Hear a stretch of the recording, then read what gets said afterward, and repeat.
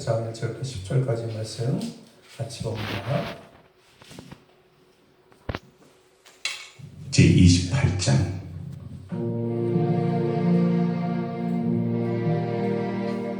안식일이 다 지나고 안식 후 첫날이 되려는 새벽에 막달라 마리아와 다른 마리아가 무덤을 보려고 갔더니 큰 지진이 나며 주의 천사가 하늘로부터 내려와 돌을 굴려내고 그 위에 앉았는데 그 형상이 번개 같고 그곳은 눈같이 희근을 지키던 자들이 그를 무서워하여 떨며 죽은 사람과 같이 되었더라. 천사가 여자들에게 말하여 이르되 너희는 무서워하지 말라. 십자가에 못 박히신 예수를 너희가 찾는 줄을 내가 아노라. 그가 여기 계시지 않고 그가 말씀하시던 대로 살아나셨느니라. 와서 그가 누우셨던 곳을 보라. 또 빨리 가서 그의 제자들에게 이르되 그가 죽은 자 가운데서 살아나셨고 너희보다 먼저 갈릴리로 가시나니 거기서 너희가 배우리라 하라. 보라, 내가 너희에게 일렀느니라. 그 여자들이 무서움과 큰 기쁨으로 빨리 무덤을 떠나 제자들에게 알리려고 다름질할세. 예수께서 그들을 만나 이르시되 평안하냐? 여자들이 나아가 그 발을 붙잡고 경배하니 무서워하지 말라. 가서 내 형제들에게 갈릴리로 가라 하라. 거기서 나를 보리라. 여자들이 갈때 네, 오늘은 부활주일 예배로 드립니다. 부활주일 영상 하나 같이 보도록 하겠습니다.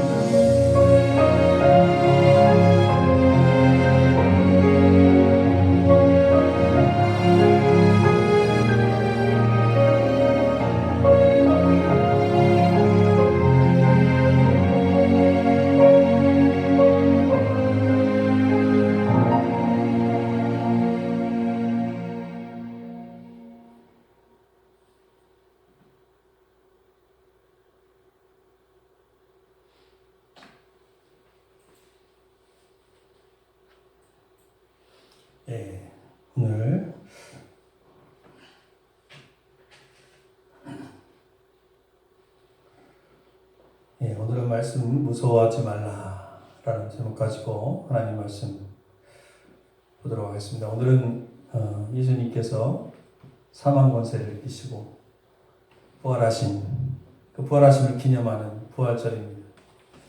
우리 부활절은 우리에게 기쁜 날이고 소망의 날입니다. 그러나 우리는 오늘 단지 부활을 기념하는 것으로 멈춰서는 안 됩니다. 우리는 부활을 친히 새롭게 체험하고 또 부활의 주님을 만나고 부활의 주님과 함께 새로운 삶을 살도록 해야 할 것입니다. 여러분, 예수님의 이 부활의 소식을 가장 먼저 들은 사람이 누구였습니까? 오늘 본문에 나오는 막달라 마리아와 또 다른 마리아였습니다. 오늘 본문에 보면 마리아가 무덤을 찾는 그 장면이 나와요. 그게 본문의 1절 말씀인데 우리 한번 1절 말씀을 같이 크게 한번 읽어보겠습니다. 시작. 안식일이 다 지나고 안식 첫날이 되는 새벽에 막달라 마리아와 다른 마리아가 무덤을 보려고 갔더니 여기 보면 마리아가 막달라 마리아가 또 다른 마리아와 함께 무덤을 보러 갔다라고 얘기했습니다. 왜 무덤을 찾았습니까? 그 새벽에 아무도 찾지 않는 그 새벽에 그 무덤은 로마 병정들이 지키고 있었잖아요. 그 로마 병정들이 지키고 있었던 그 무덤에 가봤자 예수님을 만나지 못할 텐데 왜 막달라 마리아와 또 다른 마리아는 그 무덤을 찾았습니까? 우리가 마가복음 16장 1절을 보면 오늘 우리가 같이 읽었던 이 본문과 같은 내용의 본문을 만날 수 있습니다. 마가복음 16장에서는 뭐라고 이야기하냐면 우리 마가복음 16장 1절부터 3절까지 말씀인데요. 같이 한번 읽겠습니다. 시작. 안식일이 지남에 막달라 마리아와 야고보의 어머니 마리아와 또 살로메가 가서 예수께 바르기 위하여 향품을 사다 두었다가 안식 후 첫날 매우 일찍이 해가 들 때에 그 무덤으로 가며 서로 말하되 누가 우리를 위하여 무덤문에서 돌을 굴려주리오 하더니 이 본문을 보면 지금 이 마가복음을 기록한 이 마가는 지금 막달라 마리아가 지금 뭐를 사두었다고 이야기하고 있어요? 죽은 예수님의 그 시체에 바르기 위해서 여기 보면은 향품을 사다 두었다가 이렇게 표현하고 있어요. 그런 건 무슨 얘기냐면 이 향품을 사다 두었다고 표현하는 이 말은 무슨 말이에요? 그 향품을 가지고 예수님의 시체에 발라주길 원했다라는 거예요. 이게 무슨 말이냐면 그러니까 지금 막달라 마리아가 또 다른 마리아와 함께 예수님의 부활, 예수님이 3일 만에 부활하신다고 말씀하셨으니까 3일 만에 부활하실 거야. 그 마음을 가지고 무덤에 간 것이었습니까? 아니라는 거예요. 지금 이 예수님을 가장 잘 알고 있었다고 하는 이 막달라 마리아조차도 예수님의 부활을 믿지 않았다라는 얘기예요. 그냥 향품 가지고 시체에 향품을 칠하러 갔다라는 거예요. 그러니까 우리가 오늘 막달라 마리아를 좀 살펴볼 필요가 있어요. 막달라 마리아가 누굴까? 그죠? 좀 막달라 마리아를 하면 성경에서 좀 헷갈리는 부분이 굉장히 많습니다. 오늘에서 좀 정리해 봤으면 좋겠어요. 누가복음 8장에 보면 예수님께서 막달라 마리아를 처음으로 만나는 그 장면이 나와요. 한번 볼까요? 누가복음 8장 좀 길긴 하지만 자, 한번 읽겠습니다. 우리 천천히 크게 한번 읽겠습니다. 시작.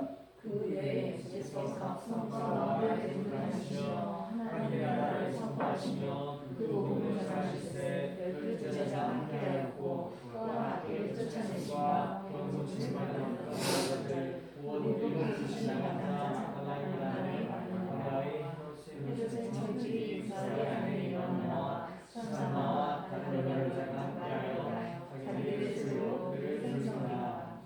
이 본문을 보면 예수님이 막달라 마리아를 처음으로 만나는 장면이 나오는데 그 장면이 뭐냐면 지금 막달라 마리아는 귀신이 들려 있었어요.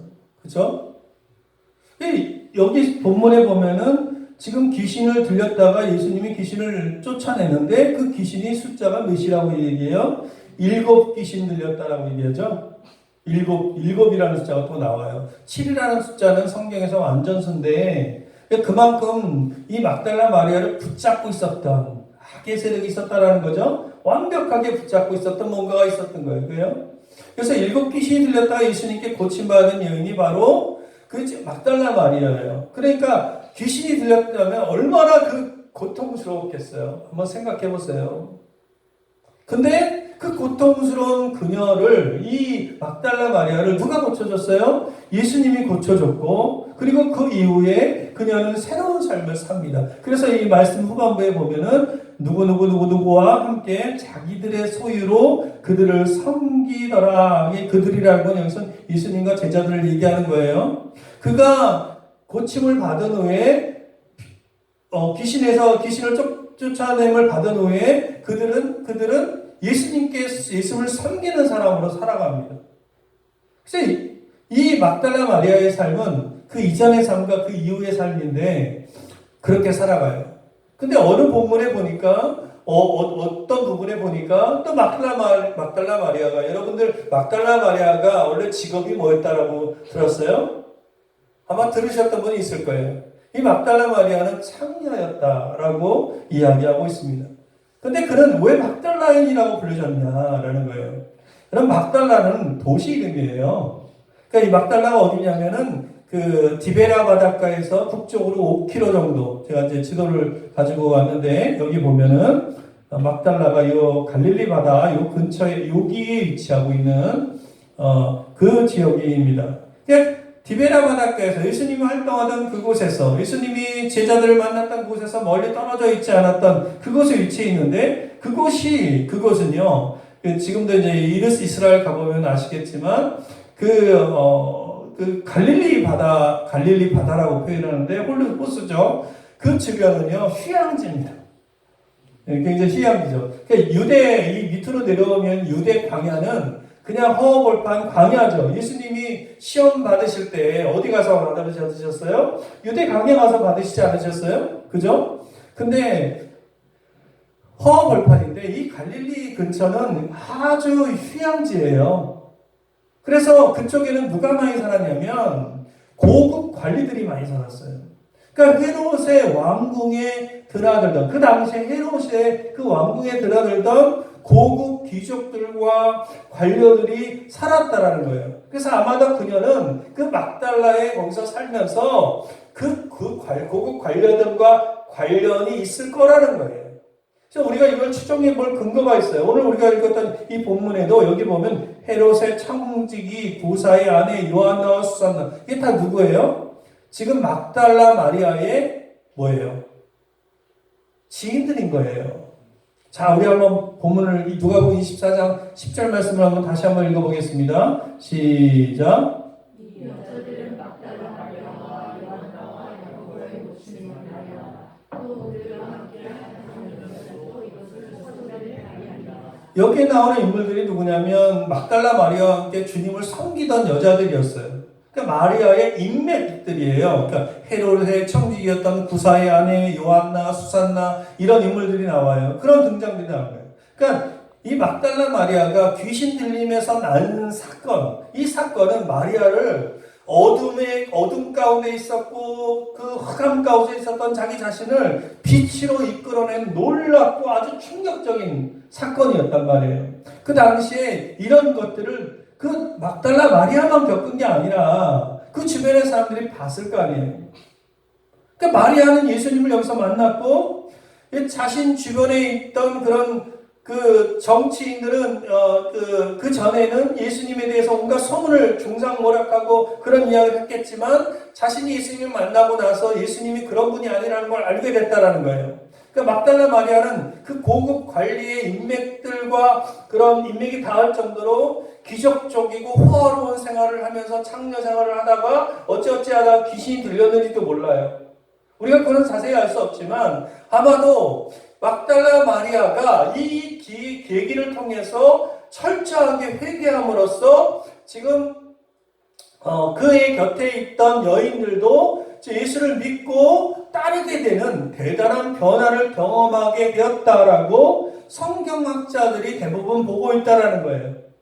그러나 그녀는 한번 여러분 생각해 보세요. 귀신 들렸다가 고침을 받고 그 난 이후에도 마리아의 삶에 많은 변화를 가져왔지만, 그리고 깨어져서 그 놀라운 그 삶의 결단을 했지만, 그래서 그런 결단 가운데 있었지만, 그러나 우리도 알다시피 때로는 그의 삶 가운데 다시 허무하게 무너지고 죄수렁으로 빠졌을 것이다라고 성경학자들이 또 이야기를 하고 있어요.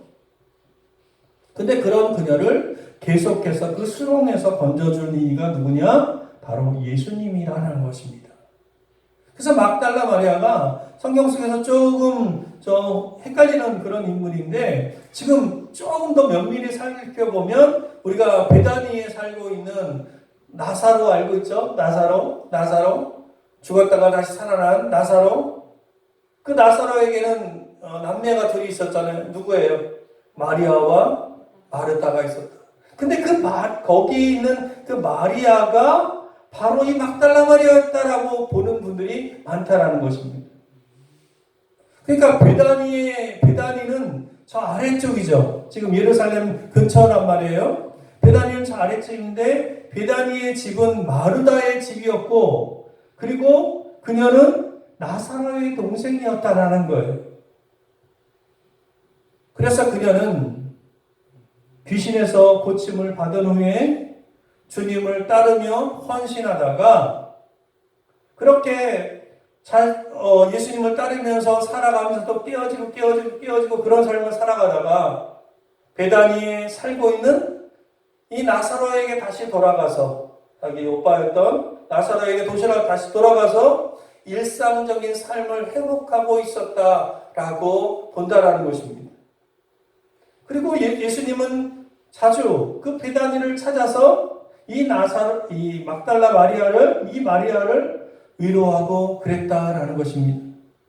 그래서 예수님이 죽음 이전에 어떤 일이 그 베다니에서 일어났어요? 우리가 잘 알다시피 우리 본문 하나 찾아보겠는데, 요한복음 12장 3절 말씀입니다. 자, 우리가 잘 알고 있는 본문이죠? 같이 한번 크게 읽겠습니다. 시작.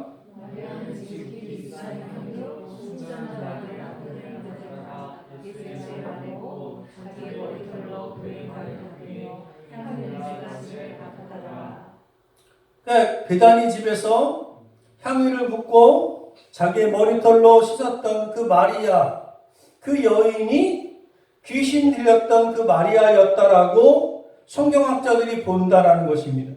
아마도 그녀는 고침을 받은 이후에도 여러분, 사람들이 그 마리아에게 어떻게 대했겠어요? 이 그리스도 안에 있는 사람들은 친절하게 대하고 호의를 가지고 대했겠지만, 많은 사람들이 어떻게 대했겠어요? 그녀가 귀신 들린 여자였었지? 그녀가 창녀였었대? 이런 얘기를 하지 않았겠어요? 그런 꼬리표가 아마 그녀를 따라다녔을 거예요. 이런 상황에서 주님이 그녀에게 어떻게 하셨을까요? 그녀는 다른 사람들로부터의 어떤 정죄로부터 그녀를 보호하셨다라는 것입니다. 그리고 그녀는 어둠으로부터 자신을 건지고 회복시키시고 수고를 마다하지 않으신 그 주님의 발을 눈물로 적시며 지금 머리털로 씻고 향유를 붓고 감사하고 있다는 것이에요. 그래서 주님께서 마리아는 다시 마음을 굳게 먹고 눈물로 그 발을 씻고 있었다라는 거예요. 여러분, 우리가 이 마리아를 좀 생각해요. 우리가 부활을 보면서 마리아를 좀 생각해 보고 있는데, 사랑하는 성도 여러분, 우리는 어떤 존재입니까? 우리도 마찬가지로 예수님을 믿음에도 여전히 멈춰서 있고, 여전히 깨어지고, 바람에 날리는 갈대처럼 약한 존재 아닙니까? 그죠? 약한 존재가 우리예요. 그러나 우리가 약해서 넘어지고 깨어질 때마다 우리를 찾아오셔서 일으켜 주시는 분이 누구시라는 거예요? 바로 주님 아닙니까? 지금 마리아가 귀신 들림에서 나은 이후에도 삶의 위험스러운 순간순간에 주님은 그 베다니를 다시 찾으셔서 마리아를 붙들어 주었다라고 우리가 성경을 볼 필요가 있다는 거예요. 이 말은 우리가 예수를 믿기로 결정한 이후에도 우리가 예수 그리스도의 십자가 앞에 나와서 그 그의 긍휼을 힘입고 때로는 회개하면서 날마다 새로운 삶을 사느냐가 얼마나 중요하냐라는 이야기를 하고 싶은 거예요. 사랑하는 성도 여러분, 주님의 위로를 받으시길 바랍니다. 이런 그녀였지만 그녀 또한 예수님 죽음 앞에서 어땠어요? 예수님을 따라다니면서 수종 들고 섬겼던 그 마리아였기 때문에 예수님 너무 잘 알지 않았겠어요? 그런데 그 예수님을 잘 알고 있었다라고 하는 이 막달라 마리아조차도 우리가 이 본문의 오늘 1절의 말씀을 통해서 볼 때 예수님 부활을 믿지 않았다라는 거예요. 그들은 다만 정말 예수님과 함께 다니셨을 때 그 주님이 나를 위로하셨던 그 사랑을 잊지 못해서 그 무덤가에 찾아가는 거예요. 여러분, 우리 가족 중에 누가 소천하고 돌아가시면 어때요? 무덤에 가잖아요. 왜 갑니까? 그리워서 가는 거 아니에요? 그 마음으로 간 거예요. 그것이 위로가 되고 힘이 되었던 것에 너무나 감사해서 간 것인데, 이스라엘 전통에는 뭐가 있냐면 이 죽은 자가 있으면 그 시체에 기름을 발라주는, 사랑하는 사람에게 기름을 발라주는, 향료를 발라주는 그런 전통이 있었어요. 그래서 그것이라도 발라주고자 그 소박한 마음에서 그날 새벽에 갔던 것입니다. 이 사실은 뭐냐면 그들에게도 부활에 대한 소망과 믿음이 없었다. 그 마음으로 간 거예요. 무덤에 도착하니 여러분 어떤 일이 벌어지고 있었어요? 이 막달라 마리아가 무덤에 도착하니 어떤 일이 벌어지고 있었어요? 자, 우리 2절과 3절과 4절 뭐라고 이야기하고 있습니까? 자, 읽어보겠습니다. 시작.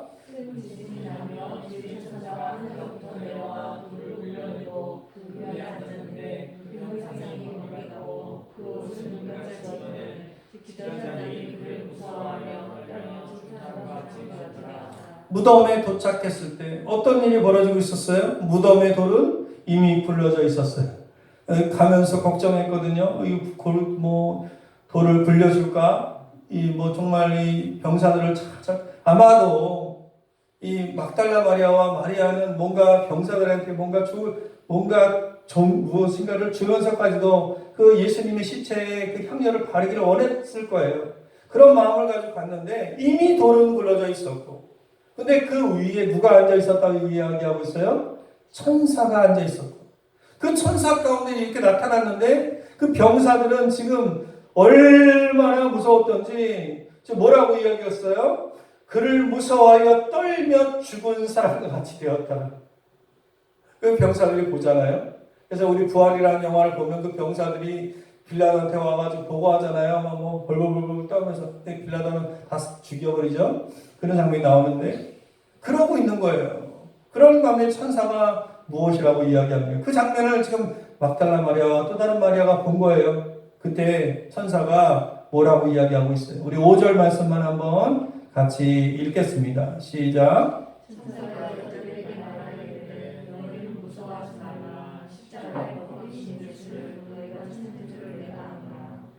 지금 막달라 마리아는 예수님이 다시 살아날 것이라고 하는 것은 기대도 안 했을 거예요. 그런 장면이죠.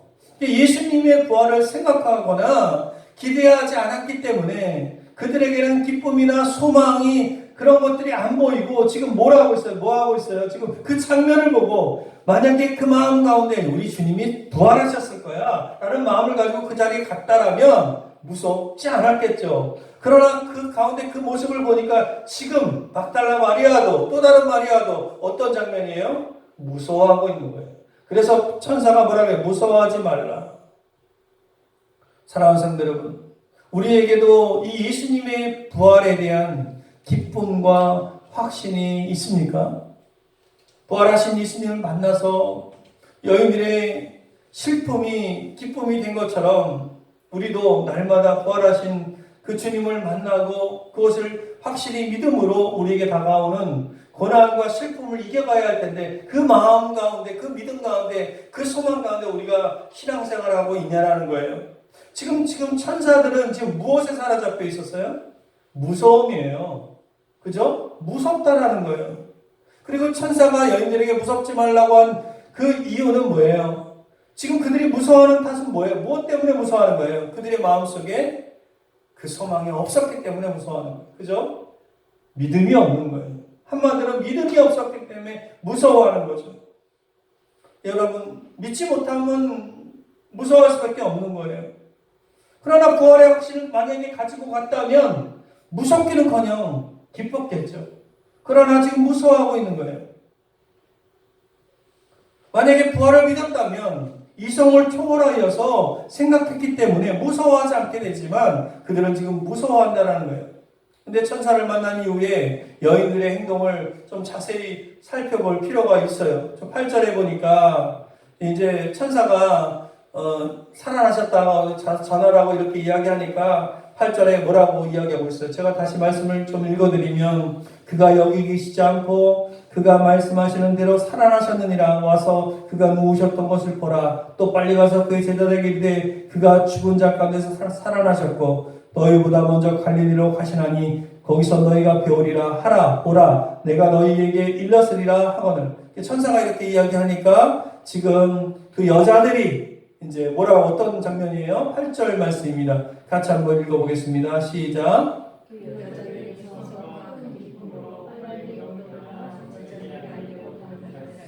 자, 여기서 또 무서워했다고 이야기하고 있어요.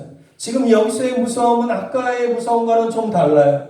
아까의 무서움은 그건 놀라서 무서운 거였고 여기서의 무서움은 하나님의 능력 앞에서의 무서움이라는 거예요. 하나님의 능력 앞에서. 그러나 부활을 믿는 자에게는 더 이상 무섭지 않습니다. 그래서 뭐라고 이야기하고 있어요? 큰 기쁨으로 무덤을 떠났다 이렇게 말하고 있어요. 하나님의 능력이 그녀들의 이성을 초월해서 믿음을 갖게 한 거예요. 아멘입니까?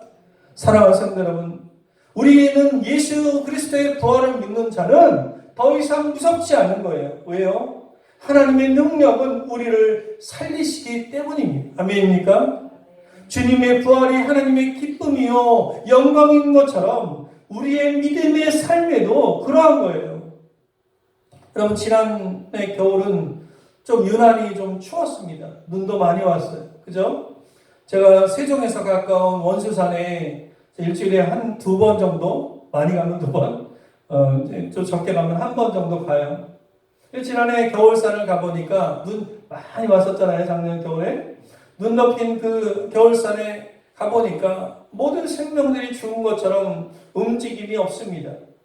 뭐 새소리도 별로 없고. 겨울에 가면 그래요.